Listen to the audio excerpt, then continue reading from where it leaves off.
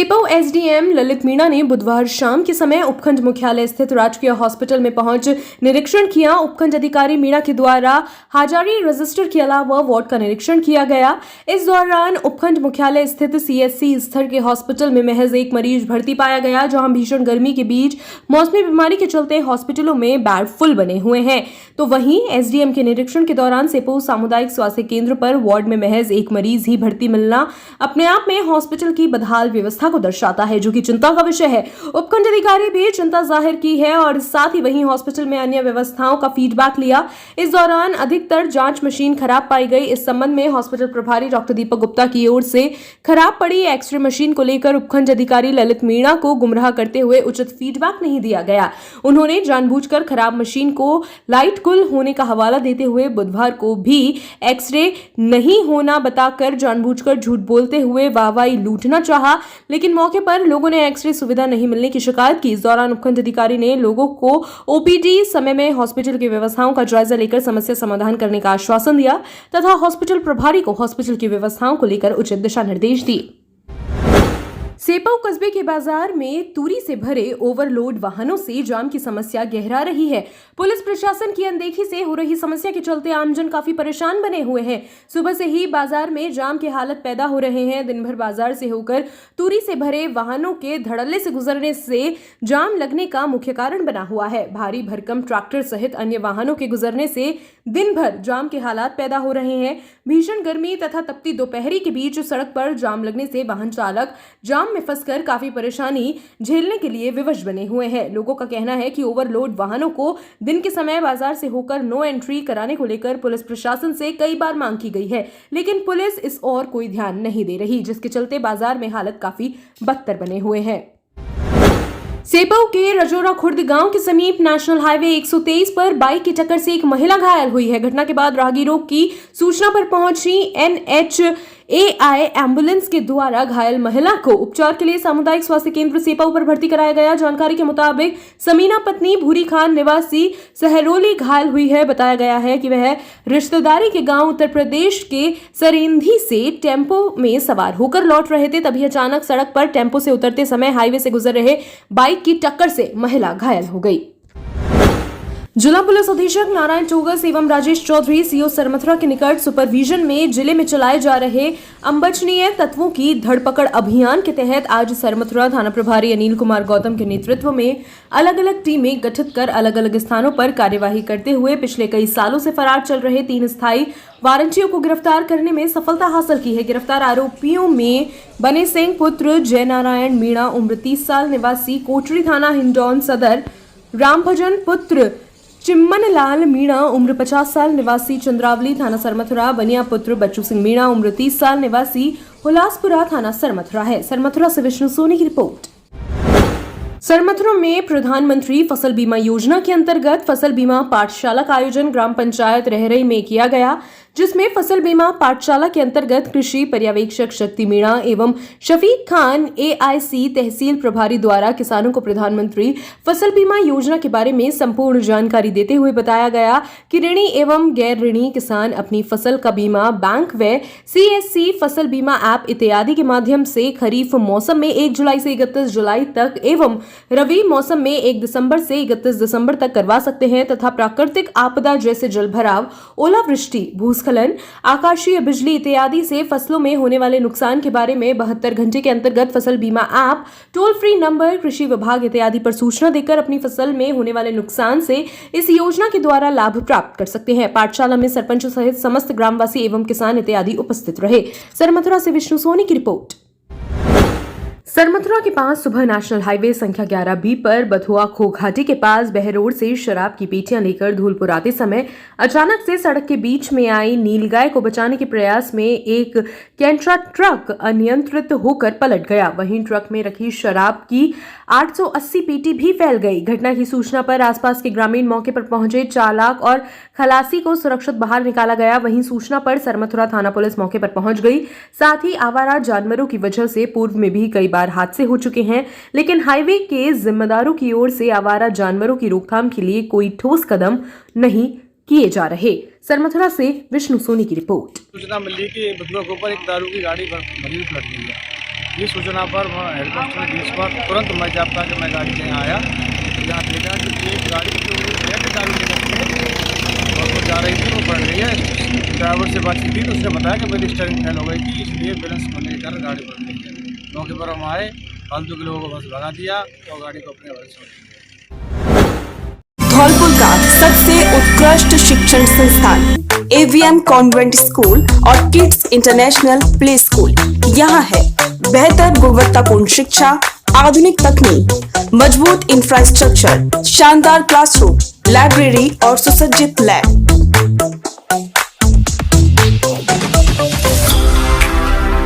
अनुशासित वातावरण और स्काउट, NSS और NCC की सुविधा। AVM कॉन्वेंट स्कूल केवल शिक्षा ही नहीं बल्कि बच्चों में संस्कार गढ़ता है। संस्कारवान, प्रगतिशील, इनोवेटिव बच्चों के साथ उनमें रियल वर्ल्ड प्रॉब्लम सॉल्व करने की क्षमता पैदा करता है। With best faculties, CBSE affiliated school, AVM convent school and kids international play school, fully AC with smart class, Ghantaghar road, Dholpur. Admission open. खुशखबरी खुशखबरी खुशखबरी, अब आपके शहर धौलपुर में रोटो इलेक्ट्रिक्स प्राइवेट लिमिटेड कंपनी के इलेक्ट्रिक ई बाइक, ई स्कूटी, ई लोडर आ गया है। हमारा पता बालाजी मोटर्स, राजाखेड़ा रोड पर, तंगावली मोड़, धौलपुर। Inquiry number 8209977621। निवेदक सतीश दुबे। एक बार सेवा का मौका जरूर दें। नोट, रोटो इलेक्ट्रिक्स प्राइवेट लिमिटेड कंपनी की बाड़ी, भसेड़ी, सरमथुरा, सेपऊ, राजाखेड़ा, मनिया, मरीना, बसई नवाब, कंचनपुर आदि जगहों पर डीलरशिप के लिए आप हमसे संपर्क करें। Satish Dubey, contact number 9610079879। सेपऊ कस्बे के मड़ी मोहल्ला में दोपहर के समय दो पक्षों के बीच दीवार निर्माण को लेकर हुए झगड़े की सुलह के लिए हो रही पंचायत के बीच मारपीट हुई। इस दरमियान रिश्तेदारों सहित 7 महिला पुरुष घायल हुए हैं। सभी घायलों को उपचार के लिए राजकीय हॉस्पिटल में भर्ती कराया गया, जहां एक गर्भवती महिला रेणु के गहरी चोट आने पर चिकित्सकों ने उसकी हालत गंभीर बताई है। जानकारी के मुताबिक लोहरे बघेल तथा साहब सिंह पक्ष के बीच दीवार निर्माण को लेकर झगड़ा होना बताया गया। विवाद की सुलह के लिए आज दोनों पक्षों के लोगों के बीच रिश्तेदारों की मौजूदगी में पंचायत बुलाई गई थी। तभी बात नहीं बनने पर दोनों की ओर से कहासुनी हो गई और देखते ही देखते मारपीट में रेणु पत्नी विनोद तथा रेणु का पिता बूटी राम, पुत्र फूल सिंह तथा रेणु की मां रमा देवी व ज्येष्ठ धर्मेंद्र तथा दूसरे पक्ष के सत्यप्रकाश पुत्र सोहन बघेल, साहब सिंह की पत्नी चंद्रकला तथा बेटा मनीष घायल हुआ है। राज्य में आज से आरंभ हुई 5वीं की बोर्ड परीक्षा। जिला डाइट के माध्यम से आयोजित की जा रही बोर्ड परीक्षा। गणित विषय का था आज पेपर। परीक्षार्थियों से लक्ष्मी नारायण बघेल ने की खास बातचीत। क्या रहा परीक्षार्थियों का पहली बार बोर्ड परीक्षा में बैठने का अनुभव? जानते हैं नन्हे मुन्ने परीक्षार्थियों से। मनिया से लक्ष्मी नारायण बघेल की रिपोर्ट। धौलपुर जिले में राजस्थान अधीनस्थ कंप्यूटर कर्मचारी संघ के चुनाव में दीवान सिंह को निर्विरोध अध्यक्ष चुना गया, जिसके साथ ही संघ की कार्यकारिणी का भी गठन किया गया। पद अधिकारियों को बुधवार को शपथ दिलाई गई। चुनाव अधिकारी प्रहलाद अग्रवाल ने बताया कि कर्मचारी संघ के अध्यक्ष पद के चुनाव को लेकर अधिसूचना जारी की गई। इसके तहत 14 से 19 अप्रैल तक जिला अध्यक्ष पद के लिए नामांकन भरवाए गए। 19 अप्रैल तक सिर्फ दीवान सिंह का नामांकन अध्यक्ष पद के लिए प्राप्त हुआ, जिसके बाद सर्विस समिति से दीवान सिंह को राजस्थान अधीनस्थ कंप्यूटर कर्मचारी संघ का जिला अध्यक्ष घोषित किया गया। चुनाव अधिकारी ने बताया कि जिला अध्यक्ष के चुनाव के साथ ही कंप्यूटर कर्मचारी संघ की कार्यकारिणी का भी गठन किया गया। कार्यकारिणी में महासचिव के पद पर शिव कुमार शर्मा, उपाध्यक्ष पद पर कल्पेश व्यास और रीता रानी, कोषाध्यक्ष पद पर दीपक शर्मा और मीडिया प्रभारी के तौर पर अमित मित्तल को सर्विस समिति से चुना गया। उन्होंने बताया कि पद अधिकारियों को पद की शपथ दिलाई गई। उपखंड के सबसे व्यस्त पंजाब नेशनल बैंक मार्ग, हॉस्पिटल मार्ग सहित बाड़ी बस स्टैंड पर रोजाना जाम के हालात बनते हैं, जिससे आसपास दुकान करने वाले दुकानदारों को बहुत दिक्कतों का सामना करना पड़ता है। आपको बता दें, ये सब 2 पहिया वाहन चालकों की वजह से होता है, जो अपने वाहन को सड़क के बीचों बीच आड़ा तिरछा खड़ा कर देते हैं। साथ ही मना करने पर, झगड़ा तक करने पर उतारू हो जाते हैं। वहीं इसी मार्ग पर बैंक भी स्थित है, जिसमें आने वाले ग्राहक भी अपने वाहन को पार्किंग की सुविधा न होने के कारण से सड़क पर ही खड़ा करके चले जाते हैं, जिससे जाम की स्थिति बन जाती है। सर मथुरा से विष्णु सोनी की रिपोर्ट। अब ये दुकानों आगे मोटरसाइकिल लगा देते हैं और कहते हैं तो झगड़ा करने को तैयार रहते हैं और हटाते हैं नहीं है और लड़ने को नहीं और रहते हैं। धौलपुर जिला अस्पताल के पीछे गंगाबाई की बगीची से होकर गुजरने वाली पतली सड़क मौजूदा वक्त में नाले के रूप में तब्दील हो चुकी है। सड़क पर जल भराव और कीचड़ होने के कारण आसपास के लोगों का जीवन नारकीय बन गया है। समस्या कोई 1-2 दिन की नहीं है, हालत बदतर करीब 1 साल से बनी हुई है। जल भराव और गंदगी की समस्या पैदा करने का श्रेय जिला अस्पताल प्रबंधन को जा रहा है। अस्पताल से निकलने वाला गंदा पानी और कचरा इसी सड़क पर जमा हो रहा है, जिसके कारण त्यागी भवन एवं कसाई पाड़ा जाने वाले लोगों के लिए मुसीबत बन गई है। स्थानीय लोगों का कहना है कि जिला अस्पताल के पीछे पतली सड़क का रास्ता है। गंगाबाई बगीची होते हुए ये रास्ता कसाई पाड़ा और त्यागी भवन जोड़ता है। पतली सड़क पर दोनों तरफ रिहायशी आबादी बसी हुई है। लोगों का कहना है कि सड़क पूरी तरह से नाले के रूप में बदल चुकी है। जिला अस्पताल की छत एवं नालियों से निकलने वाला पानी इसी सड़क पर जमा हो रहा है। उसके अलावा अस्पताल के कर्मचारियों द्वारा गंदगी को भी इसी सड़क पर फेंक दिया जाता है। ऐसे में समस्या स्थानीय लोगों के लिए भारी जटिल बन गई है। रास्ते से निकल पाना महिला, बच्चे एवं बुजुर्गों के लिए मुश्किल हो गया है। लोगों का कहना है कि यह समस्या विगत 1 साल से बनी हुई है।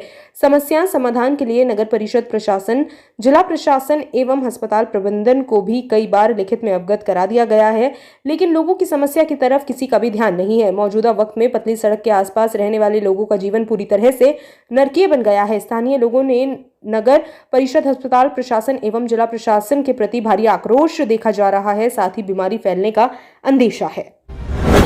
धौलपुर जिले के बाड़ी कोतवाली थाना क्षेत्र में भसेड़ी रोड पर पत्थरों के फड़ के पास सड़क पर खड़े एक 32 वर्षीय ट्रैक्टर ड्राइवर को पुरानी रंजिश के चलते 1 दर्जन से अधिक आरोपियों ने जानलेवा हमला कर दिया।